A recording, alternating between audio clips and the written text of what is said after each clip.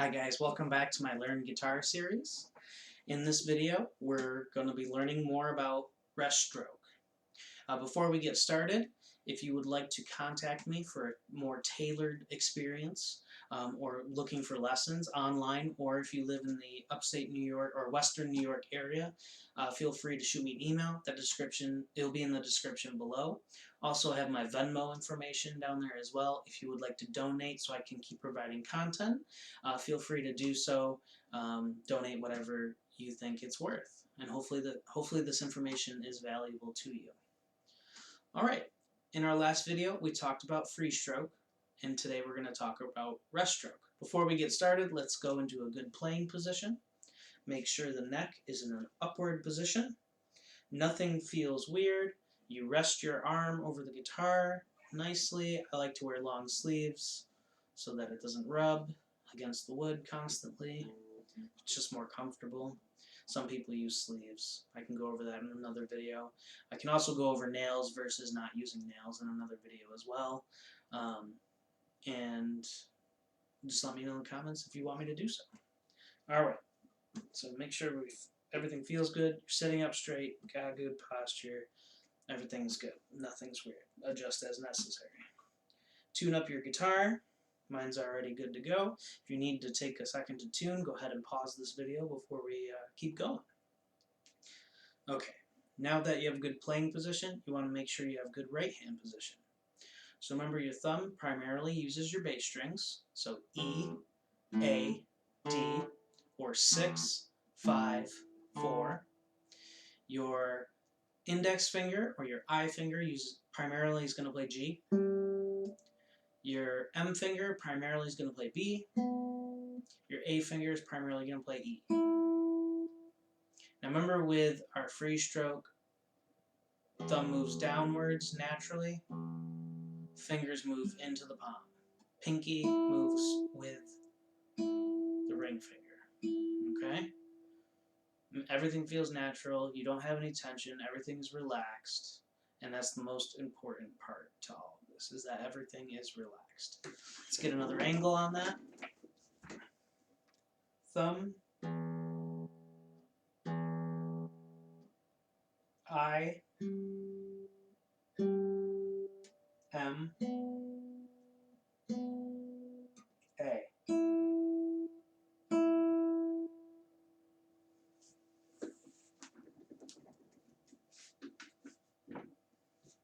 Now, your fingers are going to go, there's going to be different combinations of finger work that goes over the strings in different ways, and you might be playing up here, or you might be playing down here. But for the most part, we're going to learn it this way, and then when the exceptions come in, then we'll learn the exceptions. Okay, now here's rest stroke. I'm going to use I and M, and we're going to go to the high E string. So we're going to pluck the string and rest our finger against the B string, the previous string before it.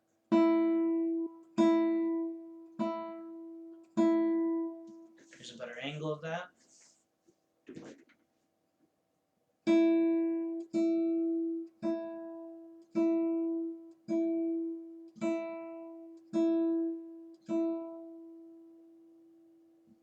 So here is free stroke. Here's rest stroke. If you notice, rest stroke is louder than free stroke. Also, when you go back into the string before it, don't push super hard, just enough. That's all you need.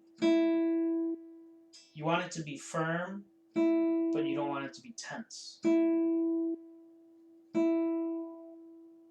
And you can go all the way up the strings like that. I'll stick with I and M.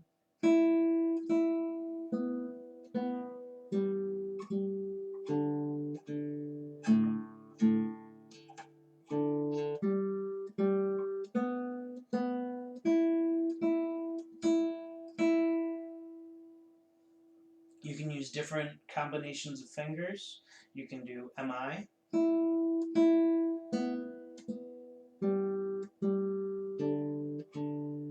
You can do MA.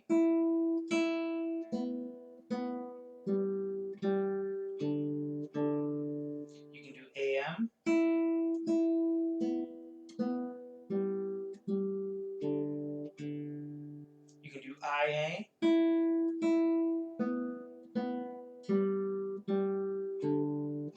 And you can do AI.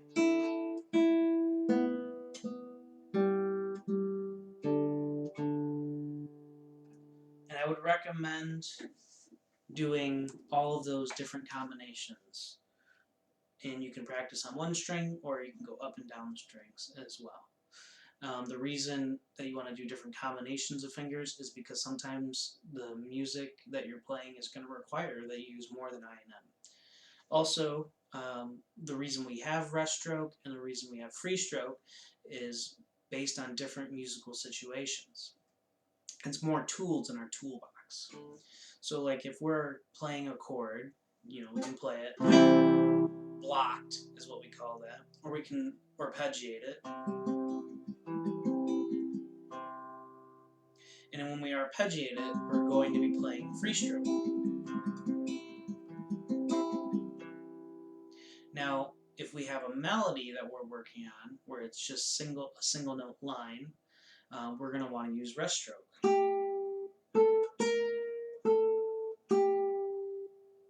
Now, you don't have to do that all the time. It's just another tool that you can pull out if you want a little bit more volume or you want a different sound for the selection of music you're working on. You can also do it with scales as well.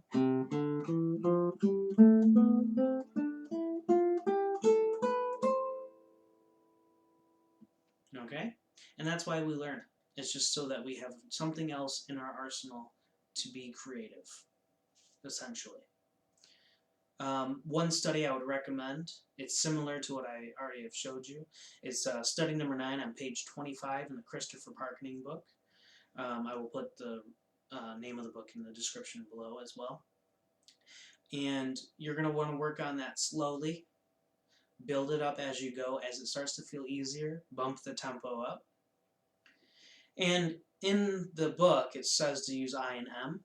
Definitely use I and M first, and then once that feels good at a really good tempo, I would say maybe like 60 beats, quarter note at 60 beats per minute, just to get you going. You can increase it, and you're going to want to for different pieces of music, but I would say to get everything up to 60 is probably a good foundation.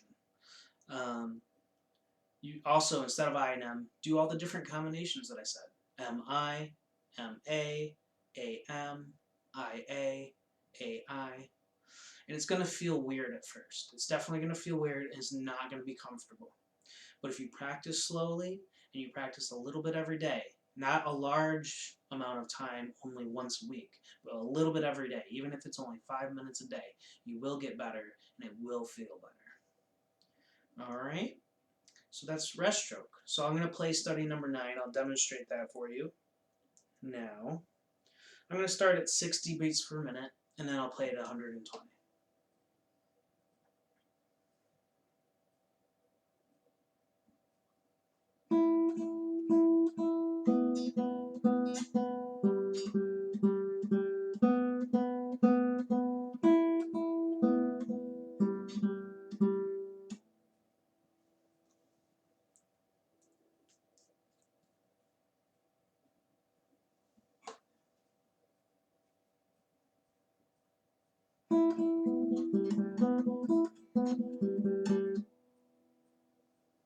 Alright.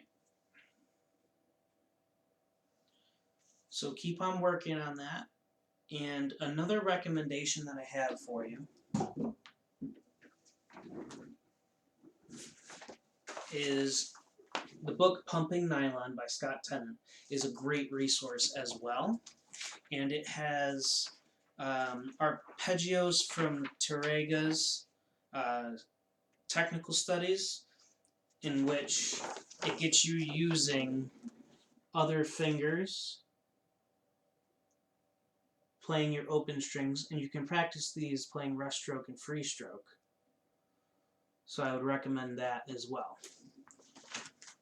Alright, so if you have any questions, feel free to get in touch with me, and I'll see you next week.